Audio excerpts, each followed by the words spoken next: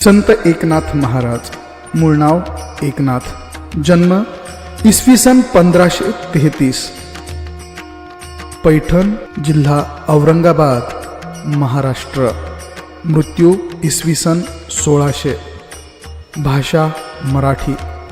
वडील सूर्यनारायण, आई रुक्मिणी, पत्नी गिरिजा. अपत्य गोदावरी, गंगा व हरी. संत एकनाथ महाराज हे महाराष्ट्रातील वारकरी संप्रदायातील एक प्रसिद्ध संत होते. त्यांचा जन्म 1533 साली पैठण येथे झाला. शांतिब्रह्म संत या पदाला पोहोचलेले सत्पुरुष, उच्च कोटीचे समाज सुधारक, महान तत्ववेत्ता, संस्कृत भाषेचे गाढे अभ्यासक अशा अनेक गुणविशेषांसह ज्ञानाचा एका या बिरुदावलीने साऱ्या महाराष्ट्राला परिचित असणारे व्यक्तिमत्व म्हणजे संत एकनाथ महाराज. माय मराठीचे सुपुत्र, दयेचा सागर या शब्दातही त्यांचे वर्णन करता येईल. एकनाथांनी देवगिरी, दौलताबादच्या जनार्दन स्वामींना त्यांनी गुरु मानले. त्यांच्याकडूनच संत एकनाथ महाराजांनी वेदांत, योग, भक्तियोग यांचे शिक्षण घेतले. बराचसा काळ त्यांनी ध्यान आणि अध्ययनात घालवला. गुरूंच्या सोबत तीर्थयात्रा केल्यानंतर त्यांनी गृहस्थाश्रम स्वीकारला. गिरिजाबाई ह्या त्यांच्या पत्नी. एकनाथांचे मूळ पुरुष भास्करपंत कुलकर्णी हे प्रतिष्ठान उर्फ पैठण नगरीत राहणारे होते. संत भानुदास हे एकनाथांचे पंजोबा. ते सूर्याची उपासना करीत असत. श्री संत एकनाथ महाराजांच्या वडिलांचं नाव सूर्यनारायण, आईचं नाव रुक्मिणी. एकनाथ महाराजांचा जन्म शके 1450 ते 1455 या दरम्यान झाल्याचं मानलं जातं. दुर्दैवाने त्यांना आईवडिलांचा सहवास फार काळ लाभला नाही. त्यांचे पालनपोषण आजोबांनी केले. चक्रपाणी आणि सरस्वती हे त्यांचे आजोबा व आजी होते. एकनाथ महाराजांना लहानपणापासून अध्यात्माची व हरिकीर्तनाची आवड होती.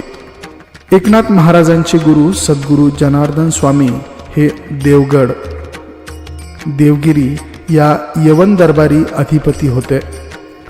हे मूळचे 40 गावचे रहिवासी. त्यांचे आडनाव देशपांडे होते. ते महान दत्तोपासक होते. सद्गुरू म्हणून संत एकनाथांनी त्यांना मनोमन मानले होते. जनार्दन पंत हे विद्वान व सत्वशील आचरणाचे होते.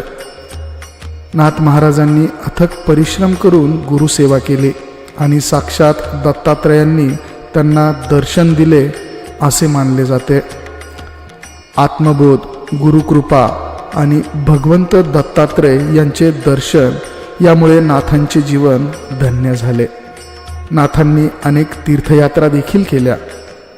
नाथांनी एका सद्गुणी व सुलक्षणी मुलीशी विवाह केला. ही मुलगी पैठणजवळच्या वैजापूरची होती. एकनाथ आणि गिरिजाबाई यांना गोदावरी व गंगा या 2 मुली व हरी नावाचा मुलगा झाला.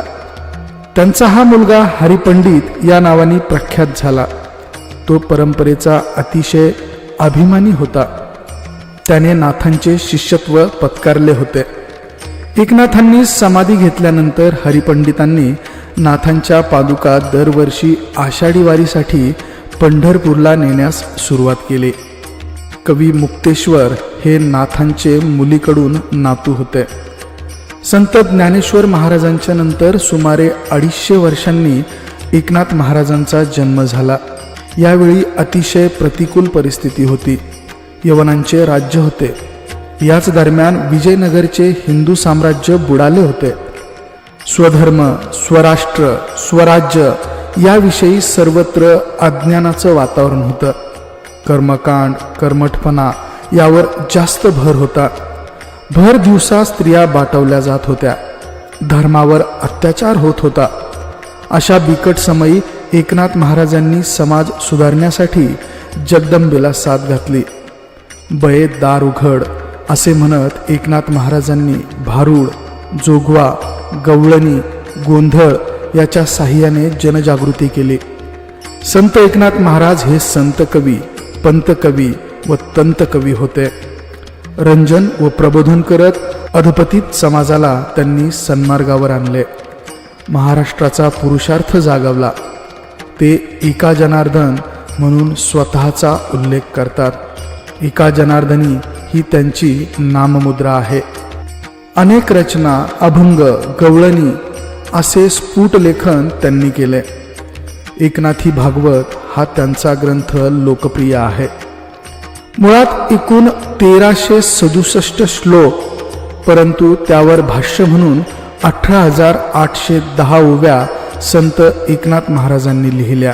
मूळ भागवत 12 स्कंदांचे आहे. काव्य अतिशय प्रसादिक आहे. एकनाथ महाराजांनी लिहिलेल्या भावार्थ रामायणाच्या सुमारे 40,000 ओव्या आहेत. त्यांचे रुक्मिणी स्वयंवर अत्यंत लोकप्रिय आहे. एकनाथ महाराजांची दत्ताची आरती देखील प्रसिद्ध आहे. या महात्म्याने विपुल वाङ्मय निर्माण करून मराठी भाषा समृद्ध केली. सर्वात महत्त्वाचे म्हणजे ज्ञानेश्वरीची प्रत शुद्ध केली. नाथ महाराज हे महावैष्णव होते, दत्तभक्त होते, देवी भक्त देखील होते. जातीभेद दूर करण्यासाठी त्यांनी आयुष्यभर प्रयत्न केले.